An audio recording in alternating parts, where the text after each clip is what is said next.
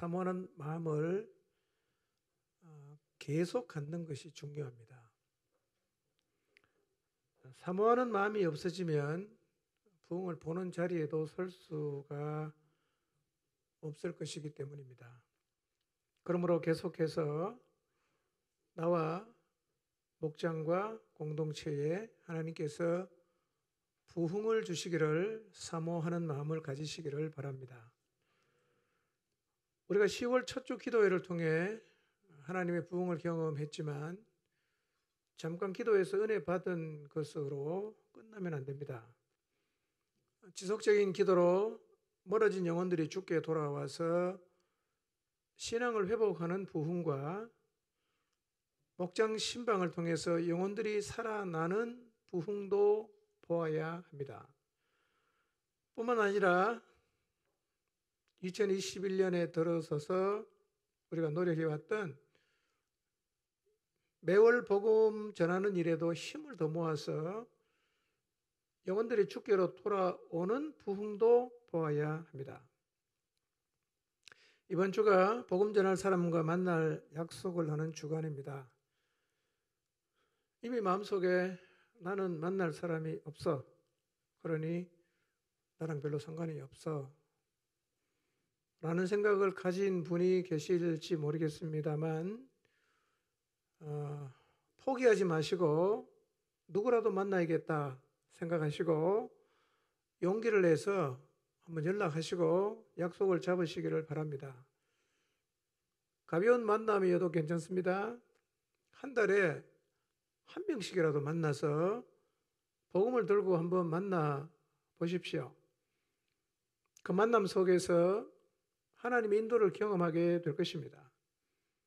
만나서 자연스레 이야기를 하다 보면 복음 말할 기회도 가질 수 있고 또 진솔하게 마음을 나누는 기회도 가질 수 있을 것입니다. 그러므로 한 달에 단 한 번이라도 이 생명의 복음을 전하고자 하는 마음으로 만남을 지속하려는 노력을 하시기를 바랍니다. 특히 여러분이 지난 5월과 7월과 9월의 복음 집회 때 초대했던 분들을 잊어버리지 마십시오. 그래도 그분들은 우리의 마음에 담긴 사람들이고 어느 정도는 관계성도 되는 분들입니다. 그러므로 이분들과 지속적으로 연결해서 복음의 자리로 이끌도록 하시기를 바랍니다. 구원 간증을 통해서도 들었지만 의외로 마음속에 누가 나를 교회로 좀 초대해 주지 않나? 나 하나님께 나가고 싶은데 아무도 나보고 하나님께로 나가자고 하는 사람이 없네. 그런 생각을 하는 사람이 있다는 것입니다. 그러므로 침묵하지 말고 계속 말을 해야 합니다. 바울이 고린도에 복음 전하러 갔습니다. 고린도라는 말은 탕하의 대명사입니다. 타락한 사람 보면 고린도 사람 같다. 이렇게 말을 할 정도로 아주 타락한 도시였고 고린도 전서를 읽어보면 온갖 문제들이 교회 안에 끊임없이 생겨났어요. 대들고 방탕하고 예의 없고 그러니 바울이 처음에 가서 복음 전하다가 너무 힘들어서 여기서는 못하겠다 그러고 있었어요. 그때 하나님께서 바울에게 나타나셨습니다. 침묵하지 말고 말해라. 이 성중에 내 백성이 많음이다. 그래서 바울이 다시 힘을 내서 복음을 전하고 고린도의 교회가 세워졌습니다. 우리가 침묵하지 말고 입 벌려 말을 해야 하는 이유는 우리가 살고 있는 이 포항이라는 도시에도 구원 얻을 사람이 많기 때문입니다. 침묵하지 말고 가벼운 만남에도 괜찮습니다.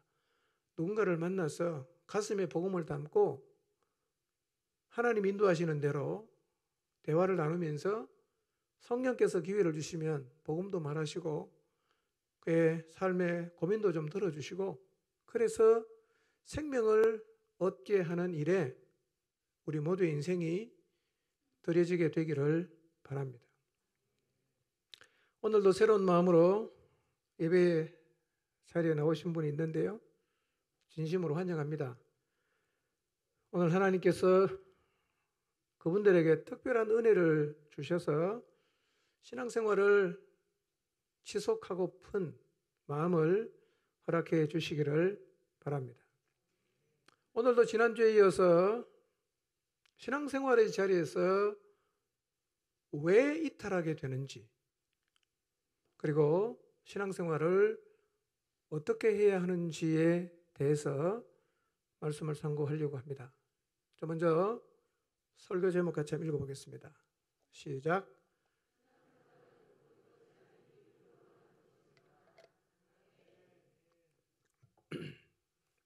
한번 더 하겠습니다. 좀 더 크게 하시고, 마스크를 끼고 있으니까 침묵하기 좋잖아요. 딱 끼고 있으면. 끼고 있어도 침묵하는지 말하는지 제가 다 압니다. 표시가 나요. 근육이 움직이거든요. 여러분이 저를 돕는 가장 좋은 방법은 반응을 해주면 돼요. 반응. 좋은 것으로 반응하는 거 빼놓고. 자, 설교 제목 다시 읽어보겠습니다. 시작. 네. 자, 이 제목을 좀 더 풀어 설명하면 이런 뜻입니다. 신앙생활은 눈에 보이는 것을 따라 하는 것이 아니라 믿음으로 하는 것이라는 뜻입니다. 여러분, 기본적으로 우리가 신앙생활을 쭉 이어가려고 하면 잡을 게 있어야 됩니다. 잡을 게 없으면 신앙생활을 지속하기가 어렵습니다. 왜냐하면 우리의 신앙생활의 여정을 살펴보면 고비가 있어요.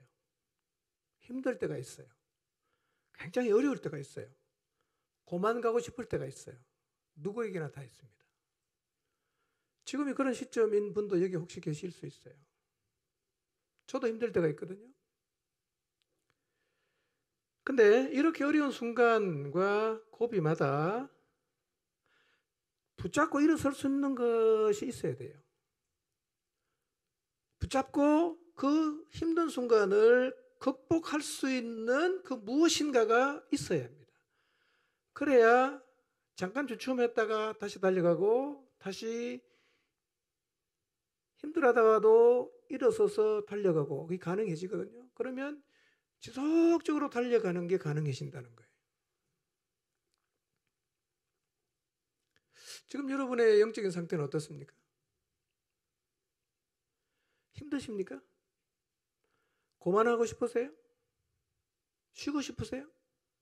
좀 이탈하고 싶으세요? 여러분, 그런 신앙의 위기나 어려움 상황 앞에서 여러분은 무엇을 잡으셨어요? 아무것도 잡을 것이 없는 사람은 자빠집니다. 이탈합니다. 이탈합니다. 그리고 그것은 계속해서 반복됩니다. 패턴이 돼요. 패턴.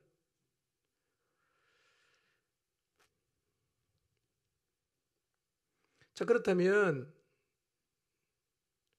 우리가 살다 보면 마음이 힘들 수 있잖아요. 신앙생활 때문에. 하나님 때문에 힘들 수도 있거든요. 어떻게 해야 됩니까? 이걸 마음에서 사겨내야 돼요. 그리고 해결하고 그럼에도 불구하고 뭔가 붙잡을 수 있는 게 있으면 이게 해결이 되거든요.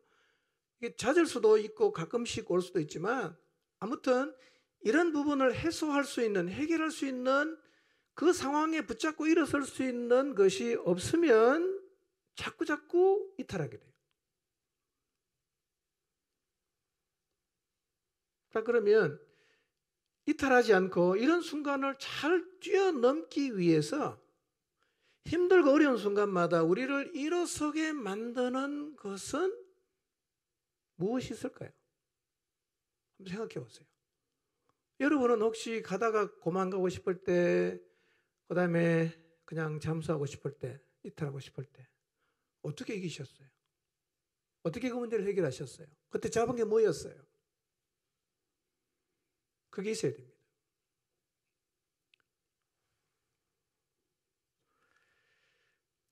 무엇을 붙들면 계속 멈추지 않고 극복하고 계속해서 달려갈 수 있을까요? 무엇을 잡으면 이탈하지 않고 끝까지 신앙의 길을 흐트러짐이 없이 갈 수가 있을까요? 여러분은 그때마다 뭘 잡았는지를 한번 생각해 보세요. 뭘 잡으셨어요?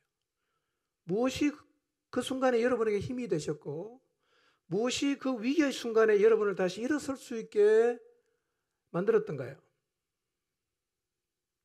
일반적으로 사람들이 신앙생활에서 신앙생활을 지속하는 동력으로 삼는 게 뭐냐? 보는 거예요. 보이는 거. 눈에 보이는 그 무엇인가가 있으면 일어서요.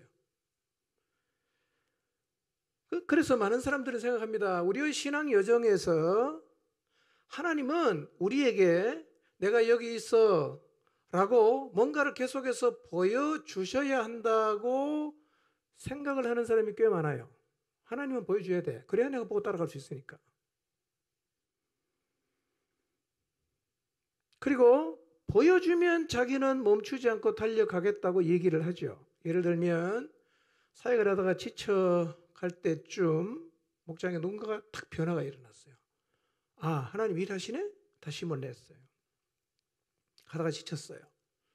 근데 내가 계획한 일들이 하나님이 이루어지게 가시적으로 뭔가를 행하십니다. 아, 하나님 계셨구나. 다시 일었어요. 또 가다가 힘들어요. 지쳐요. 근데 내가 하나님께 드렸던 기도가 다 응답이 되는 거예요. 아, 하나님 살아계시네. 또 일어났어요. 어떤 경우에는 하나님이 특별한 기적을 보여주시든지 어떤 형태로든 간에 뭔가를 보여주면 내가 갈 수 있다고 생각해서 우리는 늘 그것들을 하나님이 보여주시기를 기대하는 거예요. 그러니까 하나님이 때를 잘 맞춰갖고 내가 지치면 보여주고 힘들면 보여주고 주저앉으면 보여주고 그렇게 해야 된다고 생각을 한단 말이에요. 그래야 내가 이탈하지 않고 완주할 수 있다라고 생각을 해요. 근데 문제는요, 하나님께서 우리에게 보이는 일을 허락하십니다. 물론 하세요. 근데 안 할 때도 있어요. 그게 문제예요. 할 때도 있지만 안 할 때도 있어요. 언제 자빠지겠어요? 안 할 때 자빠지는 거예요. 안 할 때 떠나가는 거예요. 안 할 때 주저앉는 거예요. 안 할 때 사표내는 거예요. 안 할 때 그만하는 거예요. 안 보여주니까. 나 못 가겠다 이거죠. 근데 보여준다고 해도요, 우리가 기대한 시간에 우리가 기대하는 방법대로 반드시 보여주지 않습니다. 그렇기 때문에 보이는 것을 잡고 신앙의 길을 가게 되면 그 신앙은 불완전할 수밖에 없는 거예요. 언제 자빠질지 몰라요. 안 보여주면 자빠지니까. 근데 내가 원하는 시간에 원하는 방법으로 원하는 것으로 하나님이 보여주지 않습니다. 그때마다 자빠져야 됩니까? 그래서 보는 것을 붙잡고 신앙생활하는 사람이 자주 자빠지는 이유가 이거예요. 하늘을 찌르다가 갑자기 지하철로 확 내려가 버립니다. 막 그냥 불이 붙어가고 막 특성하고 난리 벌써 뜨다가 안 보여 어느 날. 어디 갔냐? 시험 들었대. 왜 그런지 아세요? 보여주면 팍 올라가다가 안 보여주면 그냥 푹 꺼져 버리는 거예요. 신앙의 기초가 처음부터 잘못 놓인 거죠.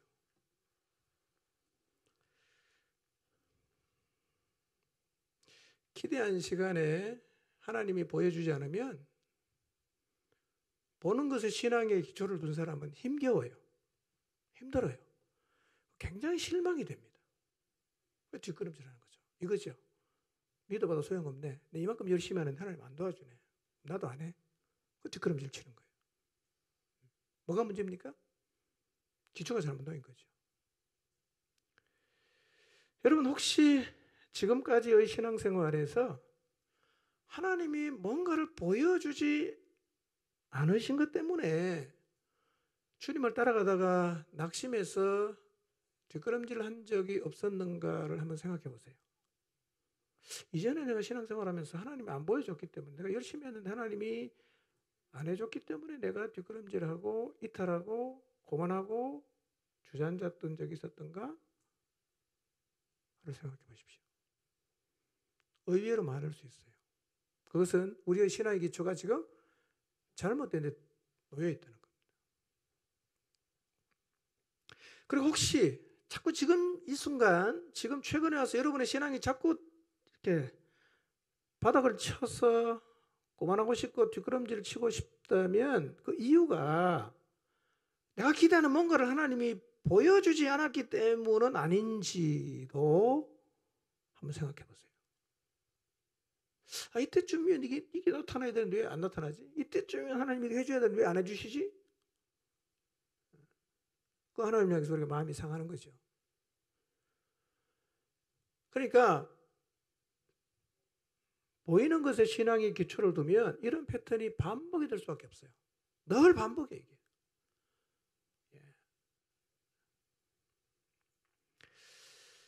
근데 우리가 이 부분은 좀 깊이 생각해 볼 필요가 있는 영역입니다.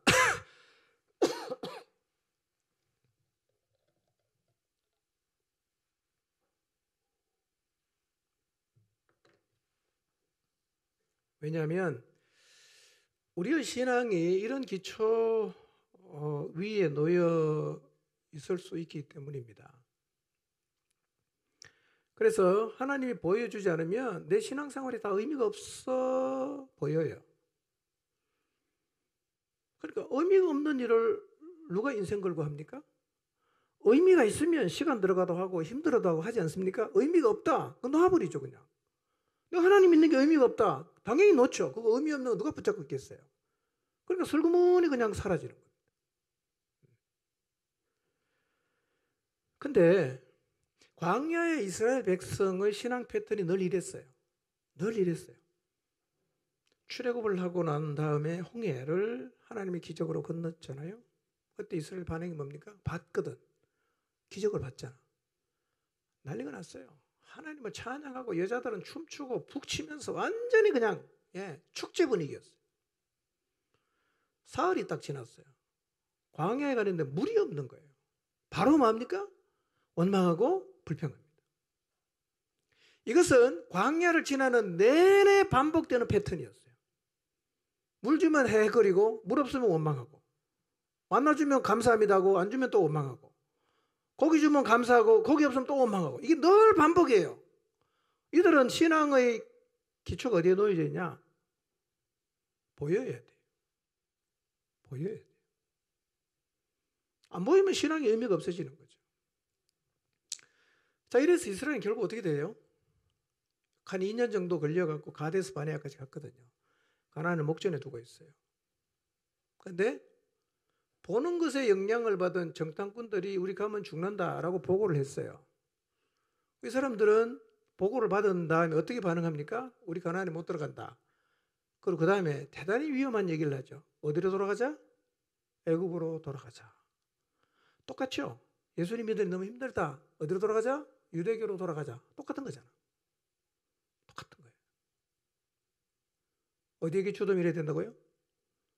보이는 것에 신앙의 기초를 두고 보여야만 내가 믿을 수 있다고 생각을 하는 신앙을 가지면 이 패턴이 여러분의 신앙생활에도 똑같이 반복됩니다.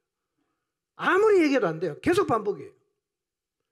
그러니까 내가 쳐다보고 있는 위치가 잘못된 거예요. 그걸 쳐다보면 안 돼. 딴 데를 쳐다봐야 돼. 거기를 쳐다보는 한 이 광야 이스라엘의 패턴은 반복이 되는 거죠. 지금 히브리서 저자가 편지를 보내고 있는 1세기 후반에 개종했던 유대 그리스도인의 문제도 똑같습니다. 엄청난 고난을 받고 있는데 하나님이 아무것도 보여주지 않는 거예요. 힘들어 죽겠어요. 안 도와주는 거예요. 여기 돌아가자. 가버리는 거예요. 그런데 이게 이스라엘의 문제만은 아니에요. 우리 모두의 보편적인 문제죠. 우리 문제죠. 여러분, 자녀가 너무 힘들게 할 때 어떤 생각이 들던가요? 경제적으로 너무 힘들 때 어떤 생각이 들던가요? 내가 어려운 그 경제 상황에도 불구하고 내가 정말 열심히 주님을 섬기고 헌금도 하고 했는데 이 환경이 도무지 바뀌지 않아요. 어떡합니까? 절망하잖아. 어떤 결론 내립니까? 믿어도 별로 도움이 안 되네. 이거는 결론 잘 내린 거고요. 믿어도 소용없네. 이렇게 결론 딱 내리지 않습니까? 그리고 어떡합니까? 바로 이탈하죠. 돈 벌러 가야 되겠다. 이래 되는 거예요. 여러분, 이렇게 보이는 것에 영향을 받아서 안 보이니까 신앙이 의미가 없다는 결론을 딱 내리고 뒷걸음질을 하고 신앙에서 이탈하는 사람이 적지 않아요. 굉장히 많습니다. 소위 말해서 시험에 들어서 나오지 않는 게 다 이런 이유입니다. 왜 안 나오죠? 그죠? 시험 들었대요. 그거 다 이런 거죠. 내가 원하는 대로 안 해주니까. 중요한 순간에 하나님 안 도와줬다. 반드시 지금 이 상황에 이 그림이 나와야 되는데 이 그림이 안 나왔다. 시험 든 거죠. 자, 그러면 이런 신앙생활을 안 하고 흐트러짐 없이 쫙 달려가려면 뭘 잡으면 될까요? 뭘 잡으면 상황에 상관이 없이 끝까지 주님을 따라가는 게 가능할 수 있을까요? 보이는 것에 의해서 신앙이 지탱이 되지 않는 것이 명확하다면 우리의 신앙은 도대체 무엇으로 지탱할 수 있는 걸까요? 뭘 보면, 뭘 잡으면 우리의 신앙이 고난과 힘겨움과 한계와 그리고 고통을 겪는 자리에서도 신앙을 뒤로 하지 않고 신앙의 자리에서 이탈하지 않고 끝까지 신뢰함으로 주님을 따를 수가 있을까요?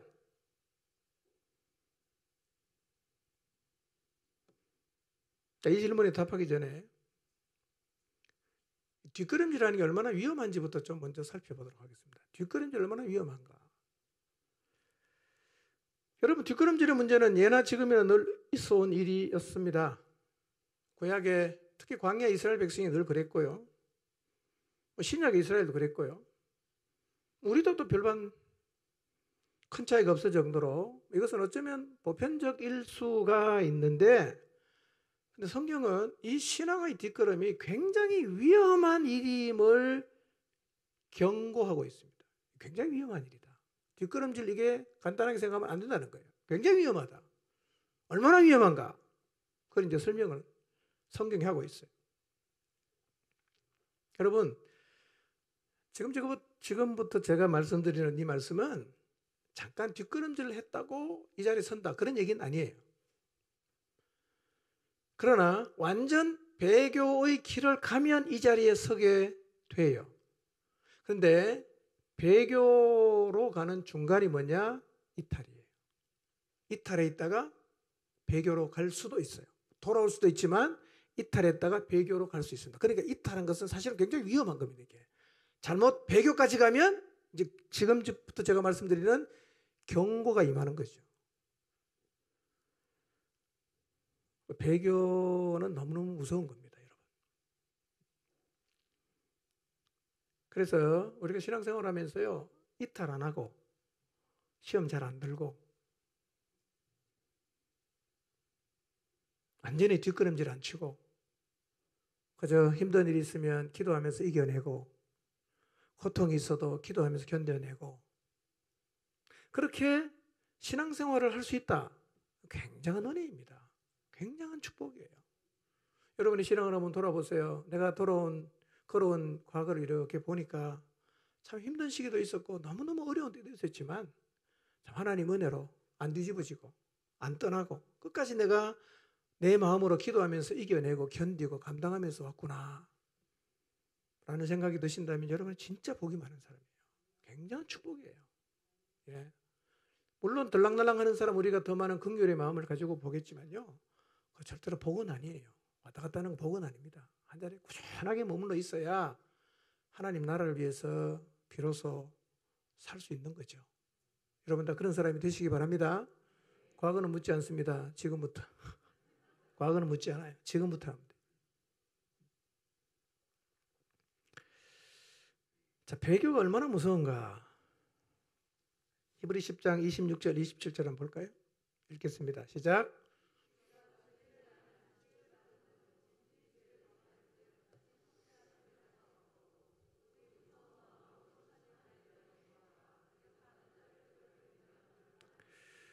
예, 사실은 저도 이 말씀이 무서워요. 사실은. 예. 보세요. 진리를 아는 지식을 받은 후 짐짓 죄를 범한 즉 그랬어요. 짐짓 죄를 범한다는 말은 고의로 의도적으로 죄를 범한다는 말이에요. 이것은 완전히 배교한 상태를 의미하는 겁니다. 자, 이렇게 진리를 아는 지식을 받은 후 짐짓 죄를 범하면 어떻게 된다고요? 첫째, 다시 속죄하는 제사가 없다. 무슨 얘기 아닙니까? 끝났다는 거예요. 이제. 속죄하는 제사가 없어요. 그런데 잘 읽어보시면 이 말은 지금 이스라엘이 그렇다고 말하는 건 아니에요. 그렇다고 말하는 건 아니고 너희가 의도적으로 너희들이 받았던 신앙 고백을 저버린다면 이라는 가정법을 씁니다.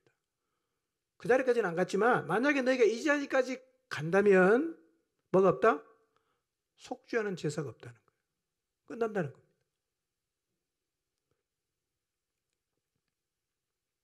그 다음에 오직 무서운 마음으로 심판을 기다리는 것과 대적하는 자를 태울 맹렬한 불만이 있을 것이다.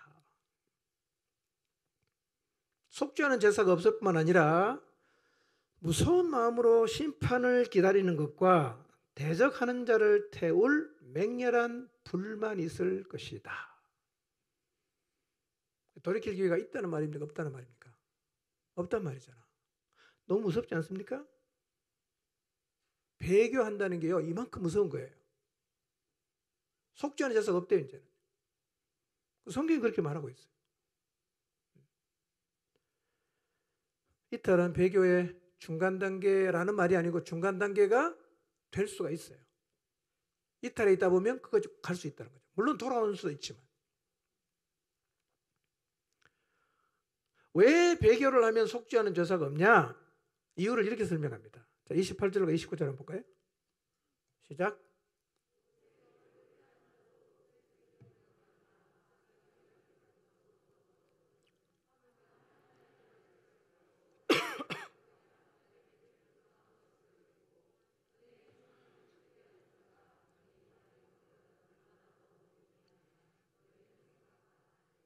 예, 왜 속죄하는 제사가 없냐? 28절을 보세요.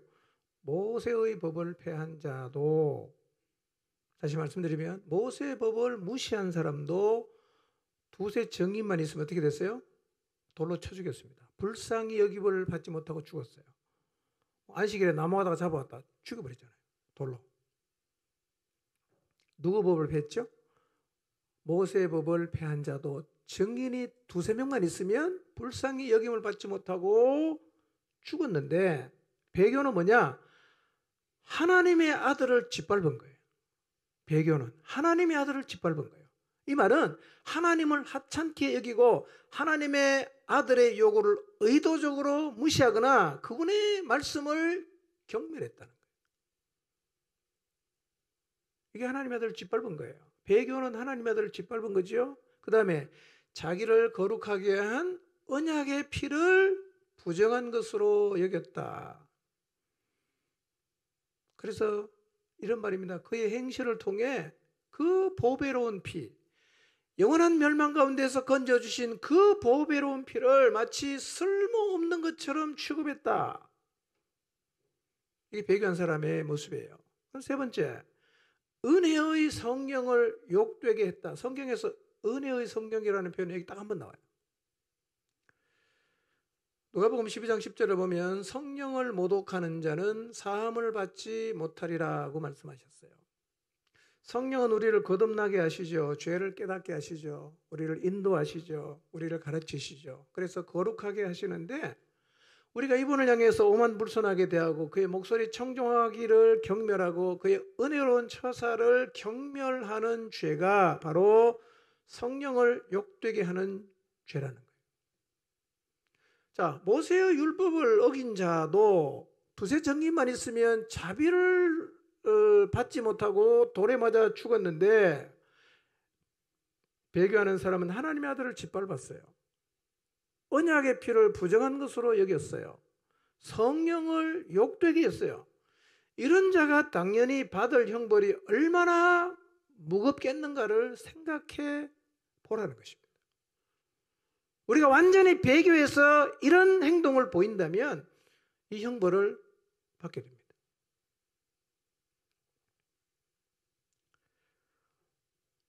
10장 30절 읽겠습니다. 시작.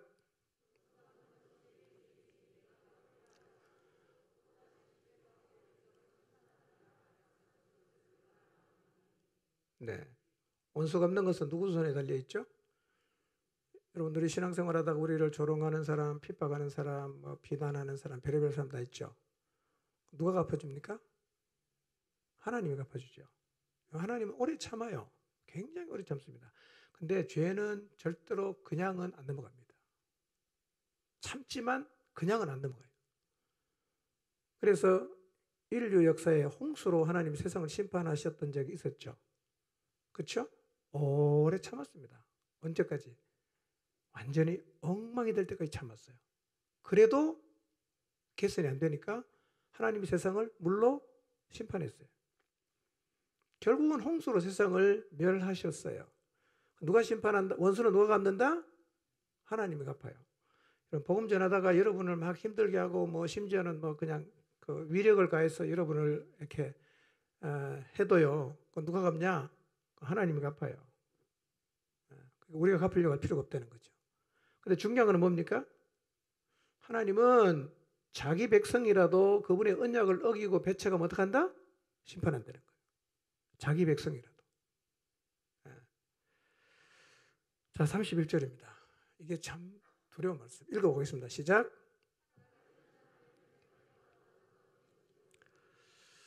여러분 26절부터 나오는 모든 경고를 계속해서 무시하고 살아가는 사람에게 다가오는 피할 수 없는 결론이 뭐냐? 뭐죠? 살아계신 하나님의 손에 빠져들어가게 된다는 거예요. 여러분 세상에서 제일 무서운 게 뭡니까? 살아계신 하나님의 손에 빠져들어가는 거예요. 이거 잊지 마십시오. 사람의 손은 무서운 게 아니에요. 제일 무서운 게 뭐냐? 살아계시는 하나님의 손에 빠져들어가는 거예요. 이게 제일 무서운 겁니다. 여러분 우리가 핍박하는 자의 손에 빠져들어가는 거 괜찮아요. 그거는 무서운 게 아닙니다. 진짜 무서운 것은요. 살아계시는 하나님의 손에 빠져들어갑니다. 그 자리가 뭐가 있어요? 심판과 진노가 있는데요. 그 하나님의 심판과 진노는 아무도 감당할 수가 없습니다. 살아계신 하나님의 손에 빠져들어간다. 너무너무 두려운 겁니다. 누가 얘기 들어가느냐? 배도하는 사람이 하나님의 살아계신 손에 빠져들어간다는 것입니다.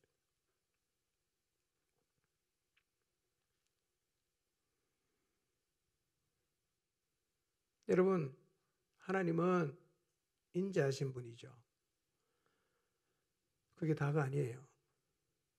준엄하신 분입니다. 로마서에서 말씀하죠. 하나님의 인자하심과 준엄하심을 보라.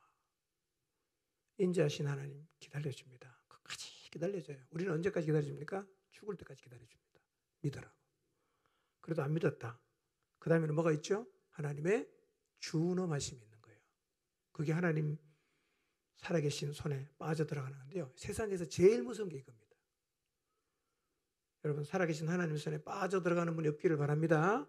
인자심 아래 거해야지 준엄하심 아래 빠져들어가는 것은 정말 있어서는 안 될 일이에요. 정말 비극이에요. 비극이에요. 자, 마태복음 10장 28절 읽어보겠습니다. 시작.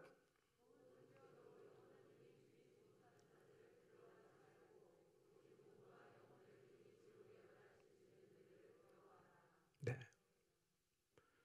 여러분 사람들이 아무리 핍박을 해도요. 최고로 할 수 있는 게 뭐죠? 우리 생명을 끊는 거잖아. 죽이는 거잖아. 뭐 이상 할 게 없잖아요. 근데 우리 몸은 죽어도 부활의 날 다시 살아나요. 그렇죠? 죽는 게 그리 무서운 게 아닙니다. 우리를 몸밖에 죽일 수 없는 사람은 무섭지 않다는 거예요. 뭐가 무섭습니까? 우리의 몸과 영혼을 능히 지옥에 멸하실 수 있는 분이 계시는데 그분을 두려워하라. 누굽니까? 하나님이에요. 살아계신 하나님의 손에 빠져들어가는 게 가장 무서운 겁니다. 우리가 그걸 가장 무서워해야 됩니다. 그러니까 배교는 뭐냐? 결국 우리가 배교의 자리까지 가면 하나님의 심판의 손에 우리가 걸어 들어가는 겁니다. 나 심판해 주시오. 그거 똑같다는 거예요. 그러니까 핍박이 좀 힘들다고 눈에 보이는 현상이 없다고 하나님을 버리고 뒷걸음질하는 것 어리석은 일이고요. 거기서 한 걸음 더 나아가서 배교의 자리까지 가는 것은 정말 어리석은 일이에요.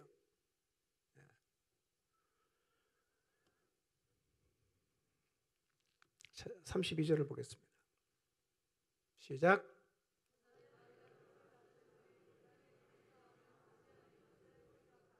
예. 근데 유대 그리스도인들이요, 복음을 통해서 구원의 빛을 받았던 초창기에는요, 이 고난의 박해를 잘 견뎌냈어요. 다 견뎌냈어요. 그래서 이야기하는 겁니다. 그때를 생각해 봐라 이거예요. 여러분, 예수님 믿고 나서 고난받고 핍박받은 거 잊어먹습니까? 기억이 납니까? 잘 안 잊어먹죠? 여러분, 예를 들어서 예수님 믿고 나서 집에서 쫓겨났다. 잊어먹습니까? 기억나죠? 남편에게 핍박받았다. 기억납니다. 시댁 가서 완전히 인간 취급 못 받았다. 다 기억나죠? 그래서 기자가 말하는 겁니다. 빚을 받은 후에 고난의 큰 싸움을 잘 견뎌냈지 않냐? 그때를 좀 생각해라. 그리고 그때처럼 복음의 확신을 잃지 말고 그 고난의 힘든 때를 이겼던 그때처럼 지금도 살아야 된다. 라고 얘기하는 거예요. 자, 그들은 그때 이런 일을 당했죠. 33절과 34절입니다. 읽어보겠습니다. 시작.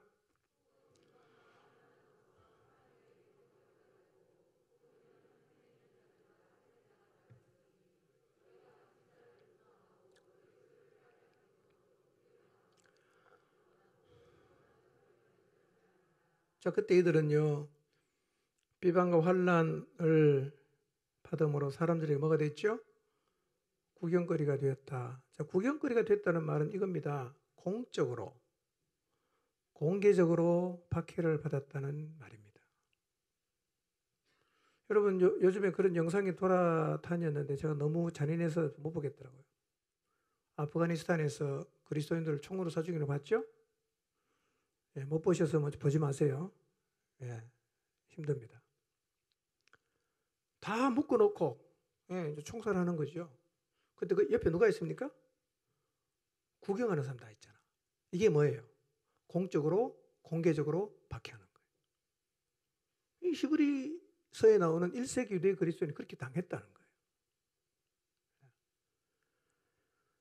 뿐만 아니라 이런 형편에 있던 사람들과 사귀는 자가 되었다. 그렇게 공개적으로 비난받고 핍박을 받는 사람들과 사귀는 자가 되었다. 아드 핑크 목사님은 이 말의 의미가 그들의 인품과 평판으로 가지고 있던 모든 것을 상실했다는 의미다. 이거예요. 이런 겁니다. 회사의 사장인데, 저분 우리 학교 교수님인데 이랬는데 알고 보니까 저 구경거리가 된 사람하고 같은 동료야. 저 사람이 저거야? 이렇게 된다는 거예요. 그럼 어떻게 됩니까? 그 순간에 그가 지금까지 쌓아왔던 인품과 평판은 다 날아가는 거예요. 여러분, 이것도 지독한 시련이에요. 존경받던 사람이 갑자기 손가락질 받는 부류와 같은 부류가 된 거죠. 그 다음에 뭘 당했냐? 자신의 산업을 빼앗기는 것도 기쁘게 당했다. 폭도들에 의해서 재산조차 빼앗기는 고난을 당했어요.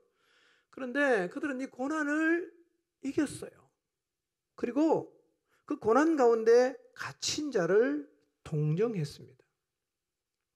그 당시 감옥은요, 가진 게 하나도 없는 사람이 감옥에 들어가면 굶어 죽어요. 그러니까 재산이 없는 사람이 감옥에 갇히면 밖에서 계속해서 대해줘야 됩니다. 먹을 것도 갖다 줘야 되고 입을 것도 갖다 줘야 되거든요. 근데 그런 사람을 돌보는 일이 굉장히 위험한 일이었다고. 브루스라는 사람이 말합니다. 굉장히 위험한 일이다. 근데 다 했어요.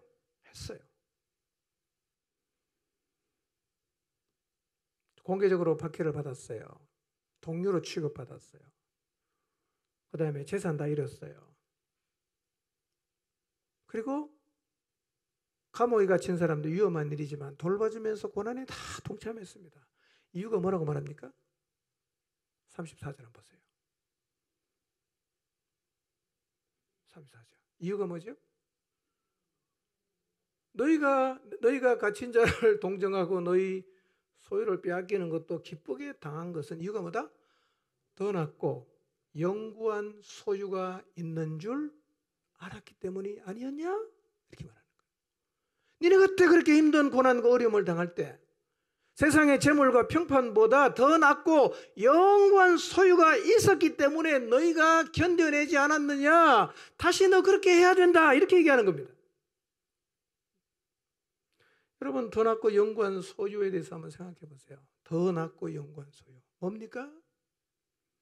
만약에 여러분의 꿈이 돈 모으는 것이고 여러분의 꿈이 별장 짓는 것이고 여러분의 꿈이 좋은 차를 사는 게 꿈이라면 어떻게 더 낫고 영원한 소유를 잡기 위해서 재산 잃어버리고 평판을 잃어버리는 상황에서 주님을 따라가시겠어요? 못 가죠.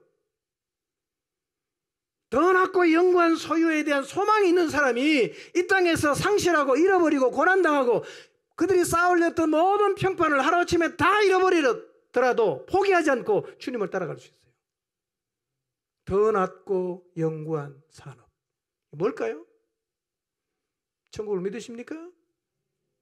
주님이 우리를 위해서 처소를 예배하러 가셨습니다. 얼마나 멋있게 준비하셨을까요? 기다려 주십니까? 동화 얘기입니까? 여러분, 1세기 그리스도인들이 초창기에는 견뎌냈어요. 뭐 때문에 견뎠냐? 다른 이유가 없어요. 힘이 좋아서 견딘 게 아니었어요. 더 낫고 영원한 산업이 있다는 사실을 믿었기 때문에 견딜 수가 있었다는 거예요. 오늘날 똑같지요. 이 믿음이 없는 사람은 못 견딥니다.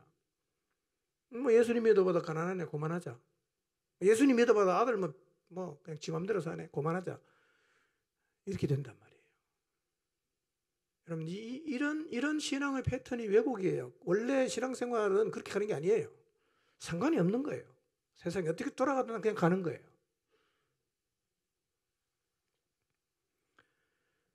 35절 읽어봅시다. 읽습니다. 시작.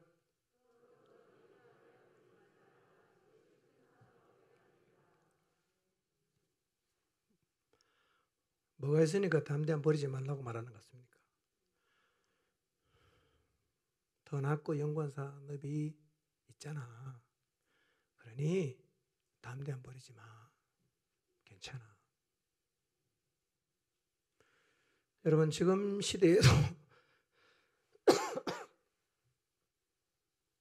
지구촌 곳곳에는 환난과 비방과 조소, 소유를 빼앗기고 인품과 평판을 한순간에 다 상실당하고 심지어는 목숨까지 잃어버리는 고난을 받는 사람이 지금도 있습니다. 소식을 통해서 여러분 듣겠지만 힌두교에 의해서 핍박을 받는 인도의 그리스도인 많습니다.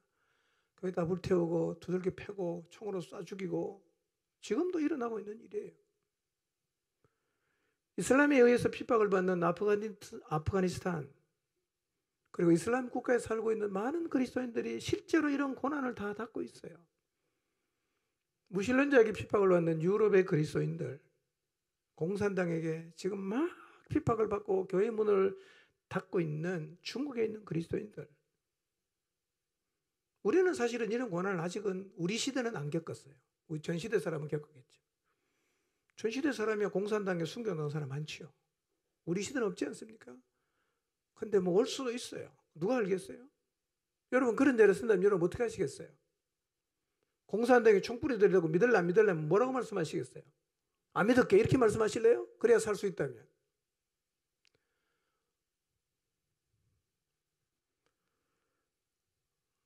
우리도 이런 핍박의 자리에 설 때 보이는 것이 없어서 뒷걸음질에 대한 유혹을 받고 있을 때 뭘 기억해야 됩니까?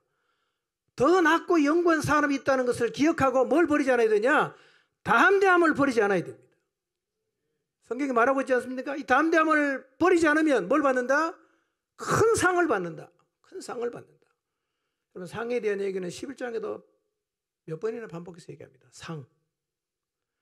여러분, 고난을 견디고 담대함으로 살아가다가 주님 앞에 가면 주님이 뭘 주십니까? 상을 주십니다. 믿으시나요? 예, 안 믿어도 주긴 주지만 믿어야 기대감이 있지 않겠어요? 상 줍니다. 예. 성경 훈련할 때 상 받아보셨죠? 받아보셨나요? 예, 그게 비하하겠어요? 자, 36절 37절 봅시다. 읽습니다. 시작.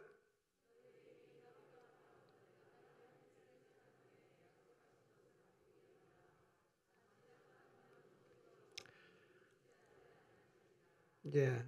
자, 너에게 인내가 필요하다 그랬죠. 필요하다. 여러분, 여기서 필요하다는 말은 단순하게 바란다는 의미는 아니에요. 이런 뜻입니다. 반드시 필요하다.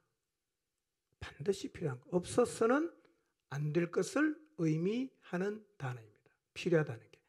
반드시 필요한 겁니다. 뭐가? 인내가. 그래서 인내는 그리스도인의 또 다른 표식이에요. 그리스도인하면 뭐 하는 사람이다? 인내하는 사람이에요. 그리스도인, 인내하는 사람. 여러분, 사실은 우리가 신앙에 왔다 갔다 하는 가장 큰 이유가 뭡니까? 다 인내를 하지 못해서 그런 것입니다. 여러분, 신앙생활에는 절대적으로 필요한 게 있어요. 그게 뭔가? 인내입니다. 인내. 그런데 37절 앞에 생략된 단어가 하나 있어요. 다시 한번 보여주실래요? 오케이. 자, 너희에게 인내가 필요하면 하나님의 뜻을 행한 후에 약속하신 것을 받기 위함이라. 그 다음에 이 가르라는 단어가 빠져 있어요. 가르. 무슨 뜻이냐? 왜냐하면 너희가 하나님 뜻을 행한 후에 약속을 받기 위해서 인내해야 한다. 왜냐하면 읽어봅시다. 시작. 잠시 잠깐 후면 오시리가 오시리니 지체하지 아니하시리라 그랬어요. 왜 우리가 하나님의 뜻을 행한 후에 약속을 받기 위해서 인내가 필요합니까? 여러분, 조금만 있으면 오실 그분이 지체 없이 나타나세요. 조금만 더 있으면 오시리가 지체 없이 나타나세요. 여러분, 우리 주님 지체 없이 다시 오신다는 사실을 믿으시기를 바랍니다. 그분이 오실 때 우리는 영구한 산업을 받게 됩니다. 그러므로 두 가지를 기억하세요. 첫째는 담대하라. 둘째로는 인내하라. 고난의 때. 담대하라, 인내하라.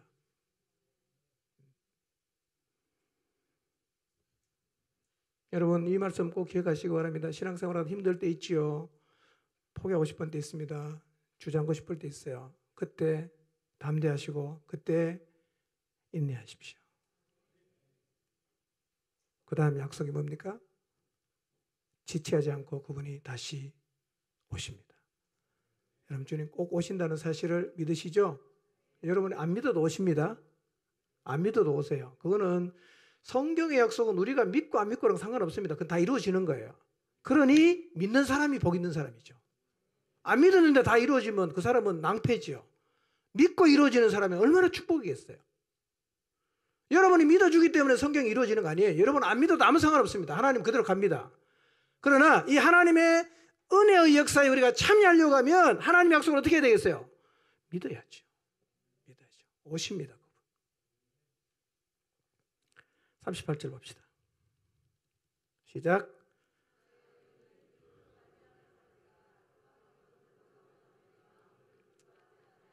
예. 자, 이렇게 연결해서 생각해 보세요. 그분이 오십니다. 그리고 우리는 영원 산업을 받게 됩니다. 그러므로 의인은 뭘로 살아야 된다? 믿음으로 살아야 된다. 얘기예요.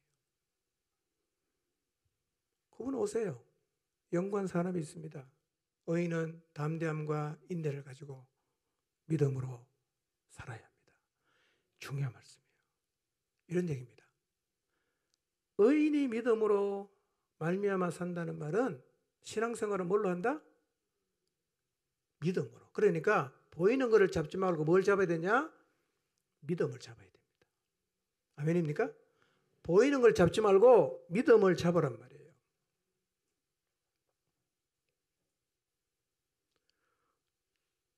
여러분, 믿음을 잡으면 항상 잡을 수 있어요. 항상. 보이는 것은 현상이 나타나야만 볼 수 있지만 믿음은 항상 잡을 수 있는 거예요. 하나님은요, 우리가 뒤로 물러나는 걸 원치 않으세요. 그리고 우리가 뒤로 물러나면 성경이 뭐라고 말합니까? 내 마음이 그를 기뻐하지 않는다. 여러분, 우리가 뒤로 자꾸 물러나면 이탈하면 하나님이 그걸 보시면서 너무 아파하십니다. 기뻐하질 않아요. 그럼 아침 저녁으로 가출하겠다는 자식을 보면 기쁘겠어요? 힘들죠. 힘들죠.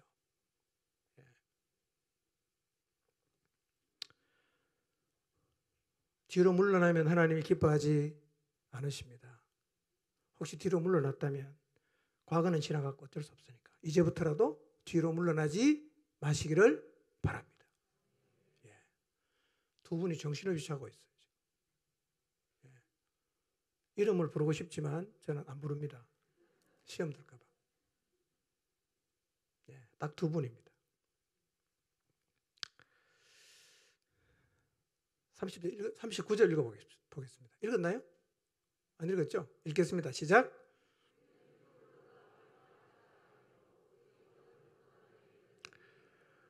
자, 우리는 말이에요.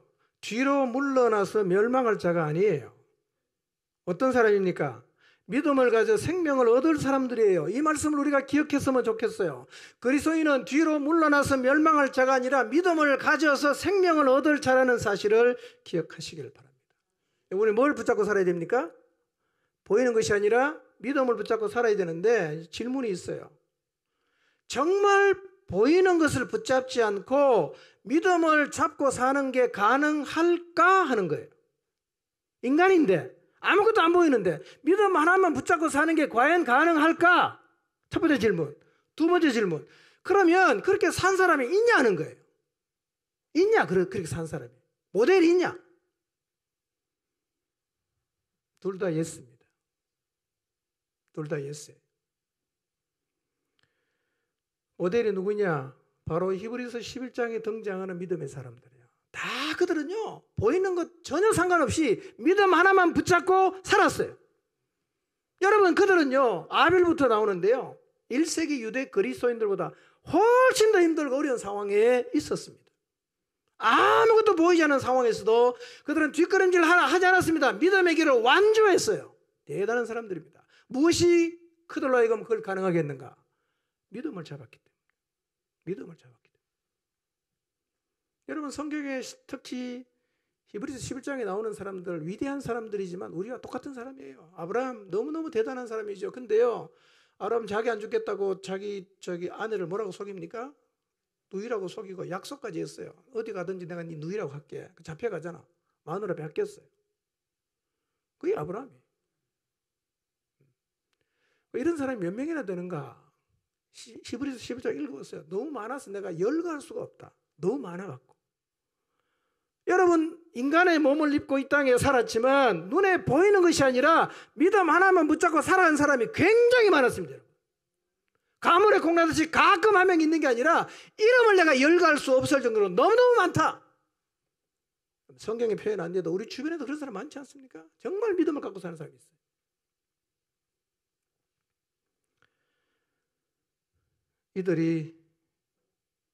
바로 이 사람들이 믿음을 붙잡고 가는 길이 옳다고 증언하는 증인들이에요. 12장 1절을 볼까요? 히브리서 12장 1절 읽겠습니다. 시작.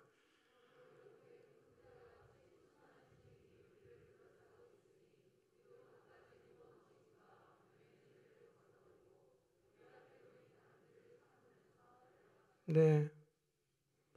구름대와 같이 수많은 증인들이 우리를 둘러싸고 있어요. 그들이 말하죠. 갖가지 무거운 짐과 얽매게 하는 죄를 벗어버리고 우리 앞에 놓인 다름질을 참으면서 달려가라고 응원하고 있어요. 여기서도 참으면서 달려가라고 하잖아요. 여러분, 우리 앞에 놓인 이 다름질은 원래부터 참음으로 달려가는 거예요. 그래서 우리의 신앙 여정에서 담대함과 인내는 꼭 필요한 거예요. 평상시에도 필요해요. 아무 일이 없을 때도 필요해요. 왜냐하면 이게 없으면 여러분, 사람들은 무너질 때 단체로 무너지는 경우도 있지만 다 혼자 무너지거든요. 혼자 무너집니다. 아무도 몰랐는데 안 나와요. 갑자기 무너진 거죠. 뭐가 필요합니까? 인내와 담대함이 있어야 그걸 자기 스스로가 극복해낸단 말이에요.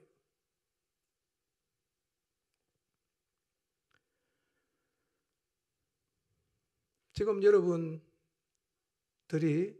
처한 상황은 다 다를 것입니다.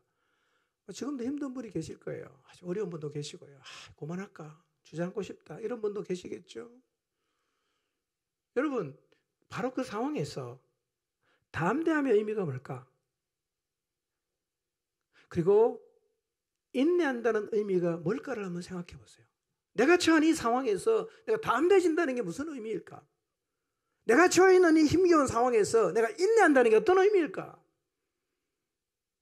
그걸 한번 생각해 보세요. 여러분, 담대함과 인내가 없으면 다 자빠집니다.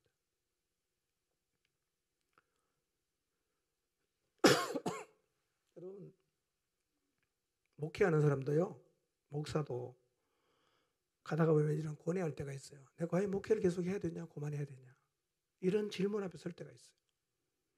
목자도 똑같겠죠. 그리스도인도 똑같아요. 야, 내가 계속 이렇게 살아야 되나? 힘들어 죽겠다. 그만하고 싶다. 나 편하게 예수 믿고 싶다. 이런 생각 누구든 다 하지 않겠어요? 그런데 그 자리에서 뭐가 필요하다고요?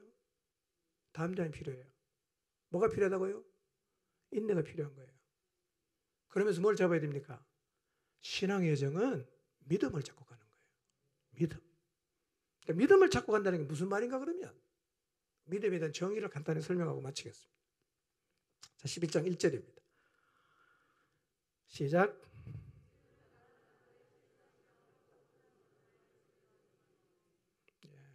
이게 이제 믿음에 대한 정의거든요. 믿음은 바라는 것들의 실상이요, 보지 못하는 것들의 증거다. 근데 이게 좀 어려워요. 이게 무슨 말인가? 그렇죠?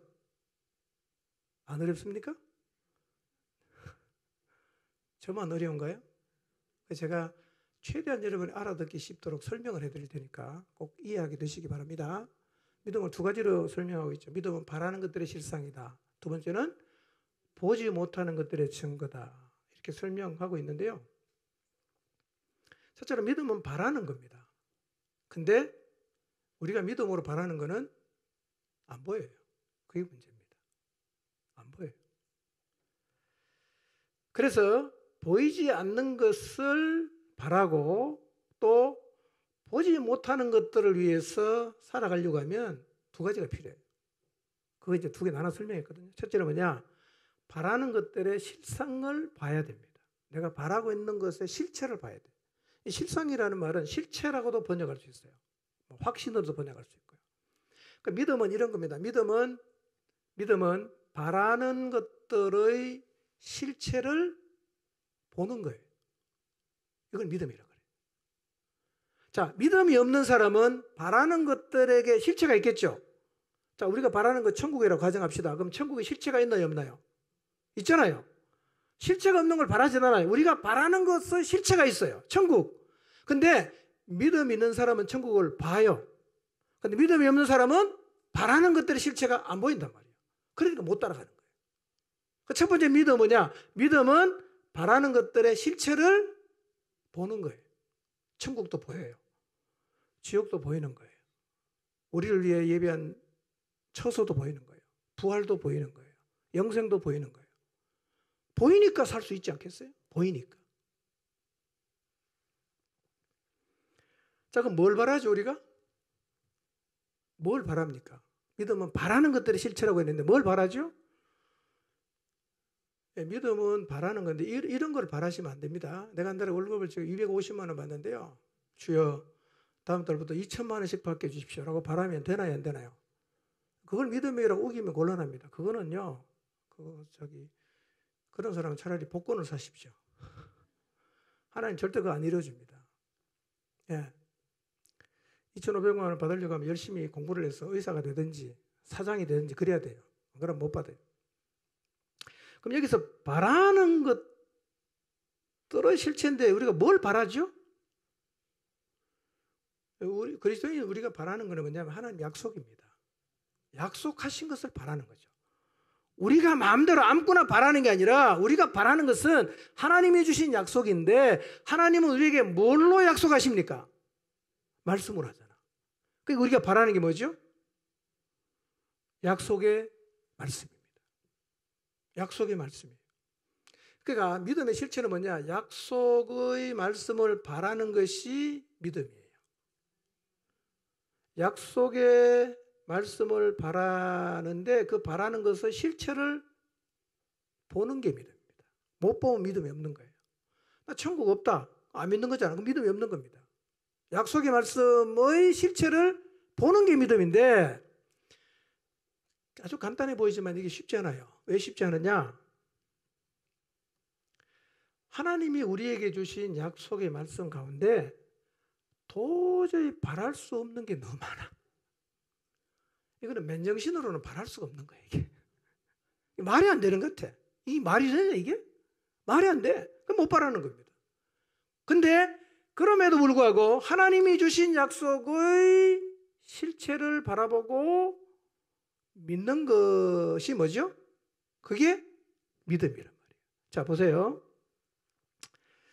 그 성경은요, 아브라함의 믿음을 이렇게 설명합니다. 아브라함은 바랄 수 없는 중에서 바라고 믿었다는 거예요. 이걸 뭐라고 설명합니까? 이게 믿음이에요. 바랄 수 없는 건데 믿음이 있으니까 그 약속의 말씀의 실체를 보니까 바라는 거예요.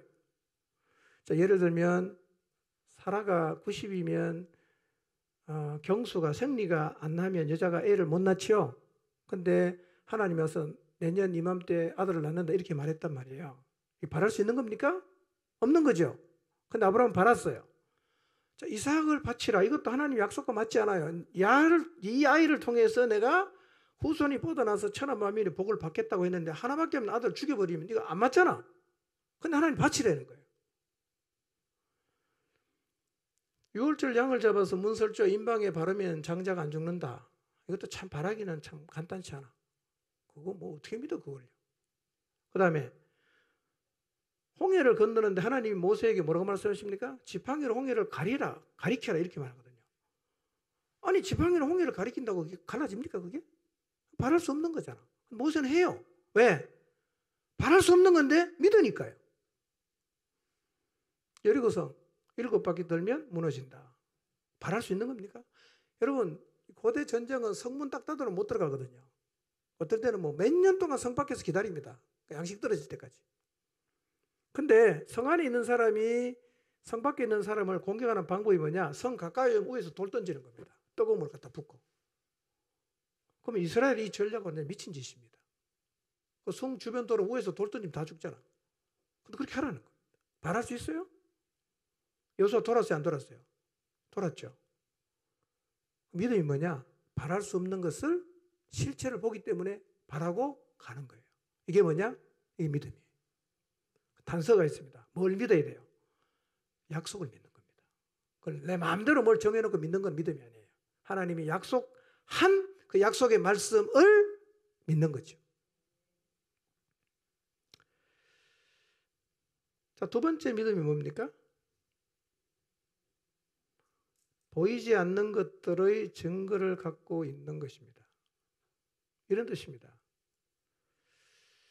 자, 히브리서 11장에 등장하는 믿음의 선조들은 다 보십시오. 보이지 않는 것들을 위해서 살았어요.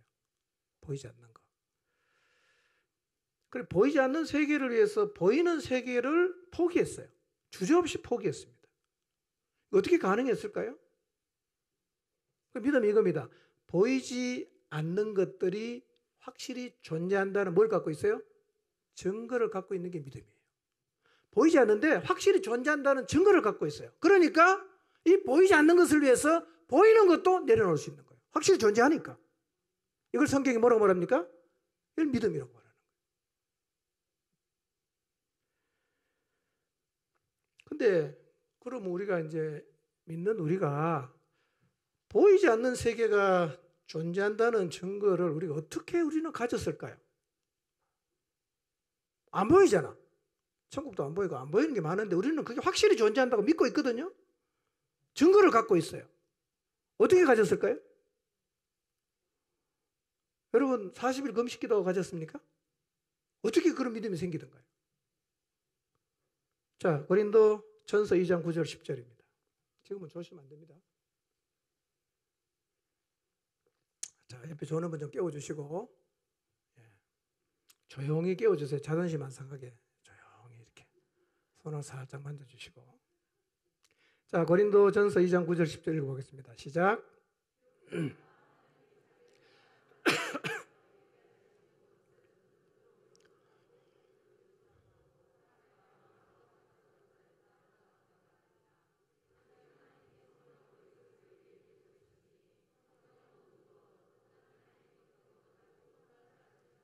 네, 어떻게 알았냐?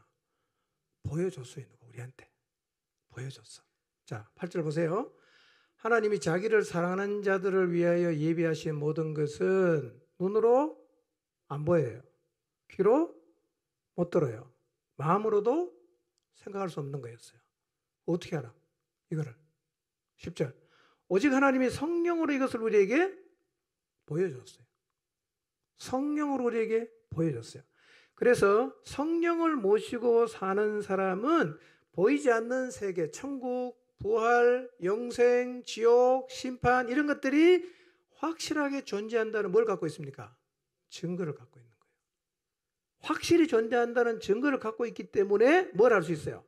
보이지 않는 이 세계를 위해서 눈에 보이는 이 세계도 내려놓을 수가 있다는 거예요. 아, 이거 내려놔도 괜찮아. 이것도 중요해. 그게 뭐냐? 믿음이라는 거예요.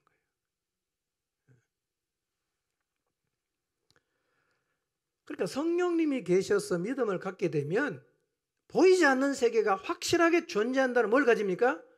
증거를 갖게 돼. 그러니까 이제 그때부터 뭘 위해서 살 수 있냐? 보이지 않는 세계를 위해서 살 수 있게 된다는 겁니다. 이거를 성경은 뭐라고 말합니까? 믿음이라고 말해요. 그러니까 신앙생활은 뭘 해야 되냐? 이런 믿음으로 해야 된다는 거예요. 하나님이 주신 약속의 말씀에 대한 믿음을 가지고 바라는 것들의 실체를 보고 보이지 않는 것들이 존재하고 있다는 확실한 증거를 가지고 그 약속의 말씀에 순종하며 사는 것이 뭐냐? 그게 바로 믿음이에요. 이해가 되십니까? 안 되셨어요? 이해가 되시면 머리를 한번 끄덕끄덕 해보십시오. 머리 안 끄덕하는 사람은 모르겠다는 얘기일까요? 자, 다시 한번 정리합니다. 첫째 믿음은 뭡니까? 읽어보겠습니다. 시작. 바라는 것들의 실체를 보는 게 믿음이에요. 그 실체가 보이기 때문에 바랄 수 없다고 생각하는 것까지도 붙잡기 위해서 갈 수 있는 거죠. 그렇죠? 자, 두 번째 믿음은 뭐죠? 그렇죠. 증거를 갖고 있기 때문에 살 수 있는 겁니다. 그렇죠? 증거를 갖고 있기 때문에 인생을 던질 수 있는 겁니다. 증거를 갖고 있기 때문에 이 보이지 않는 것을 위해서 보이는 것까지도 포기할 수가 있어요. 여러분, 그래서 믿음이 있으면요, 바라는 것들의 실체를 보게 되고 보이지 않는 것이 존재한다는 증거를 가지게 되는데, 이 믿음의 삶은 결코 이론이 아니에요. 실제로 살아간 사람 얘기가 히브리서 11장에 기록되어 있어요. 어떤 분은 행적을 설명하고 어떤 사람은 이름만 쭉 나와 있기도 합니다. 자, 결론입니다. 여러분, 신앙생활은요, 보이는 것을 잡음으로 하려고 하시면 안 돼요. 보이는 것은 내가 원하는 시간에 원하는 모양으로 나타나지 않습니다. 그래서 이거를 잡고 신앙생활을 하려고 하면 자꾸 중도이탁과 탈락을 하게 되고 뒷걸음질은 거의 필연적이 되는 거예요. 보이는 거 따라가는 사람은 뒷걸음질 반드시 하게 되어 있습니다. 그렇기 때문에 이것은 바른 신앙의 자세가 아니에요. 여러분, 절대로 신앙생활은 눈에 보이는 것 때문에 이어가면 안 돼요. 그렇게 이어가시려고 하면 반드시 중도 탈락하게 되어 있습니다. 신앙의 여정을 이탈 없이 완주하려고 하면 뭘 잡아야 됩니까? 믿음을 잡으세요.